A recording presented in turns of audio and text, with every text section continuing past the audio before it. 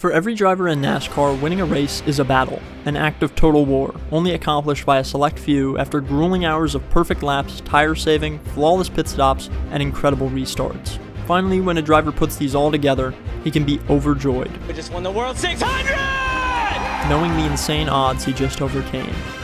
Well, that's the story of every driver, except one. In NASCAR, you spell Chicago SVG. He won the very first street race in NASCAR. Shane Van Gisbergen is going to do it again. He wins in Chicago. Maybe just go ahead and give him a key to the city. He delivers once again. Shane Van Gisbergen dominates and wins Sonoma. You are unbelievable, man. Before SVG became a real-life cheat code, he was just a young man, still with hair on his head, starting his career in the Australian Supercar Series at the age of 18. In his first full season, he scored a podium, and after decently improving in his sophomore year but not making it back up to the podium, he broke out with 9 trips to the steps in 2010. In 2011, he started winning, and from then on, he was elite. Even after moving to a small team in 2013, this only powered him up, winning 5 races and finishing second in the championship in the following year. And when he switched teams in 2016, he dominated his way to his first title. Fast forward through a few years of seconds, thirds, and fourths in the standings, and he scored back-to-back championships in 2021 and 2022. But his most remarkable accomplishment in this series was in 2021, when he had broke his collarbone riding his bike and had surgery just 14 days before racing. And instead of sitting this one out, or even just playing it safe to avoid crashing and keep himself in the title fight, he absolutely sent it. Is it temporary? You've got Whincup up on the outside of Boston. Here comes on the inside, and Van Gisbergen's gone to second. A guy who sends it 3 wide with no regard for human life and does some sick burnouts every time he wins. Sounds like a perfect fit for NASCAR to me. Throw in a few Bathurst 1000 wins, and SVG had pretty much conquered the Supercar Series. It was time for him to move on, and it started with a one-off race in 2023. This guy was so new to the NASCAR crowd that they didn't even know how to pronounce his name. Here's Shane Van Gisbergen. That's when many of them decided that just calling him SVG would be good enough. The rumor is you could go SVJ. All right. But despite the pronunciation issues, Van Gisbergen qualified 3rd in his first ever race in a Cup car. We're talking about a driver who had never even touched any type of NASCAR series when it was announced he would run a race for Trackhouse in the 91. So he ran his race, and nobody really focused too hard on him in stage 1. The weather was heavily affecting everyone, and there were a ton of incidents, so there wasn't much time for the broadcast to shed light on the guy who was alone in 3rd place. But as he quietly laid down solid lap after solid lap behind the leaders, he planned for his opportunity. Before the end of stage 2, a caution came out for Alex Bowman. This cycled the leaders to the back when drivers like Justin Haley elected to stay out.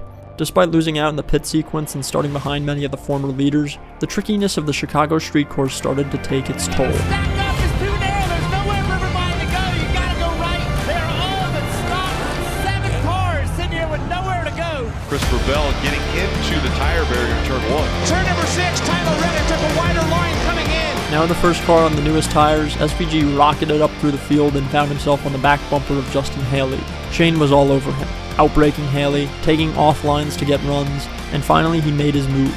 But just as he got past the 31, the caution came out, and he would have to do it all over again. They lined up, and by turn 2, Van Gisbergen had enough, and dove to the inside of Haley. Justin saw it coming though, and with a great run into turn 3 swooped back by SVG. You'd think it might be over for now, and Shane would have to wait a lap to re-rack. But instead, the man from New Zealand marked return to center. 91 back to the inside into turn 4. With old tires now behind him, NASCAR's new instant superstar easily held off the pack and cruised to victory in the inaugural street race. In over 50 years of the modern era of the NASCAR Cup Series, there never was a driver who won in his debut race. SVG had made immediate history, also becoming the first driver from New Zealand to win a race, and only the 6th ever foreign-born winner in the Cup Series. Now how did this even happen? There's 36 other guys in the field, and some of them have been racing Cup cars for over 15 years. But the guy in his first ever race snatches the trophy?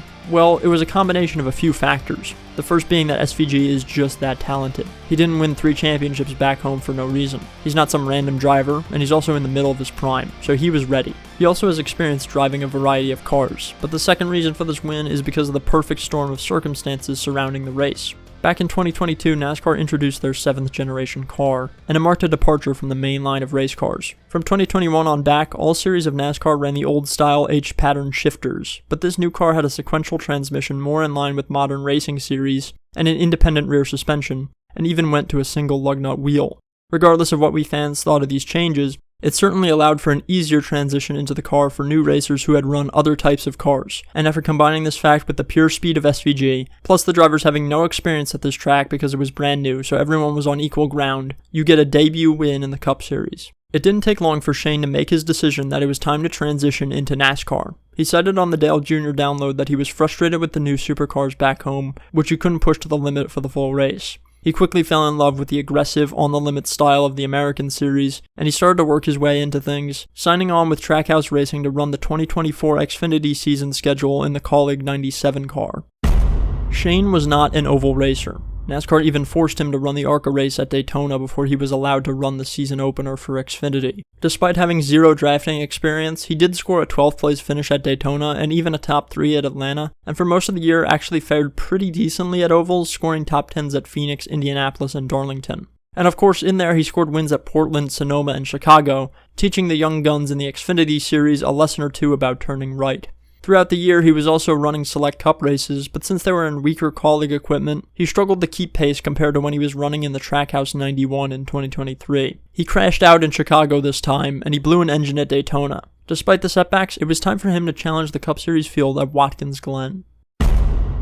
Starting in third, that's about where he ran for most of the day. On lap 54, he almost hauled his worn tires up to the lead past Ross Chastain, but he couldn't make the pass and fell back behind Chris Buescher. After this, SVG pulled his 16 car down pit road and the leaders followed. Now stuck behind cars who stayed out, Buescher and Van Gisbergen weaved their way through the traffic, and they found each other 1-2. After a few cautions, overtime loomed, and on the restart, Shane took a page out of the NASCAR playbook and employed the front bumper. Puts it on the inside, gets on the gas. It's Van Gisbergen and Buescher side by side to you, Mike. Wheel to wheel for the lead, coming to the S's, and it's SVG. Leading for the entirety of the next lap, it looked like SVG had set sail, but coming out of the bus stop on the back straight, he made a critical mistake. Marcus will be back in Australia watching this, and it's shades of Keselowski and Ambrose all over again.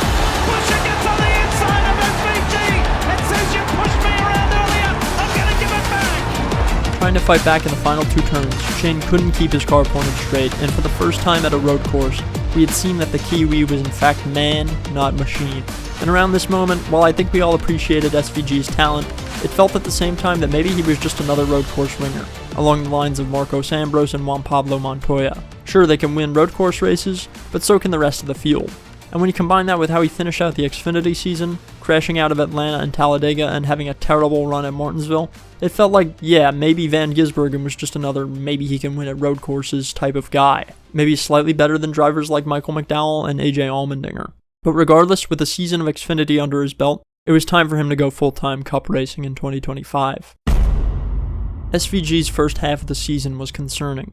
If he could keep the car on track, he struggled to even finish top 30 at some oval races. Even when NASCAR went to its first road course of the year in Austin, sure, Shane led a good amount of laps, but when it came down to crunch time, even with having the freshest tires at the end of the race, he just sort of stayed stagnant and quietly finished in 6th. I think we were starting to almost move on from this idea that SVG was going to dominate on the road.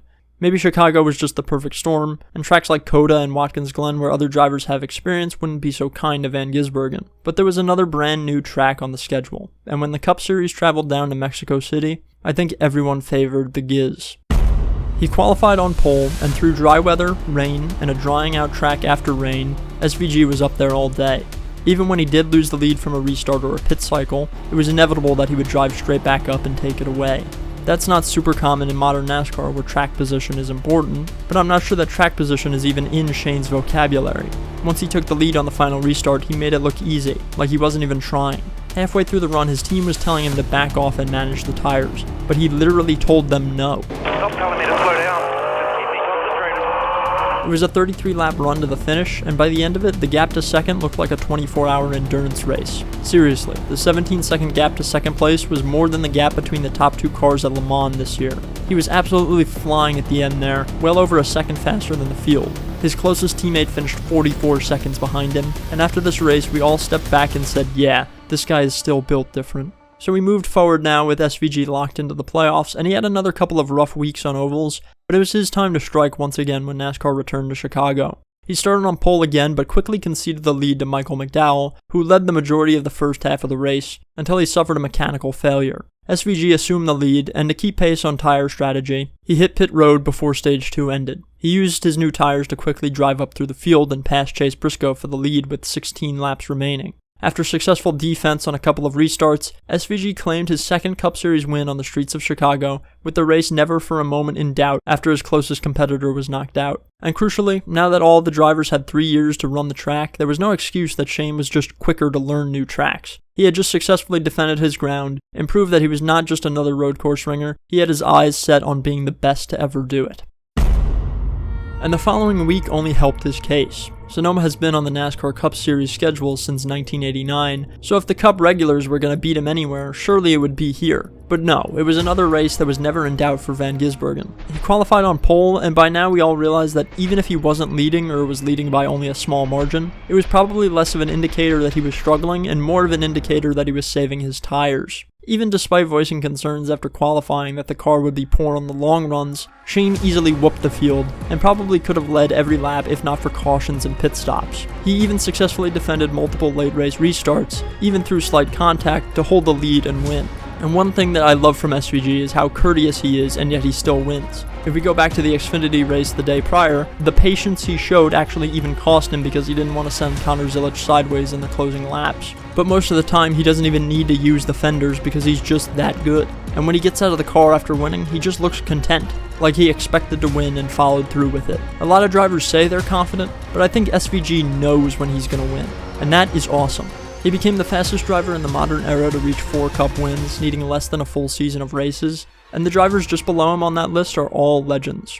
Now, with all the success he's had on the road, it's time for him to take the next step at ovals. You can't go further than the round of 16 or maybe the round of 12 if you can't find out how to put together races at the traditional style of NASCAR track. So we'll all be keeping a close eye on him, especially with the fact that he started to have some decent runs, like his 14th place finish at the Coke 600. If SVG can start to run anywhere close to how his teammate Ross Chastain runs at ovals, then the rest of the Cup Series garage will have to watch their backs. Regardless of that though, he's already thrust himself into the conversation for the best road course racer of all time in NASCAR, and while he doesn't quite have the number of wins of a guy like Jeff Gordon or Tony Stewart, it feels like it's only a matter of time before those guys are watching their records slip into the hands of the happy-go-lucky man from New Zealand.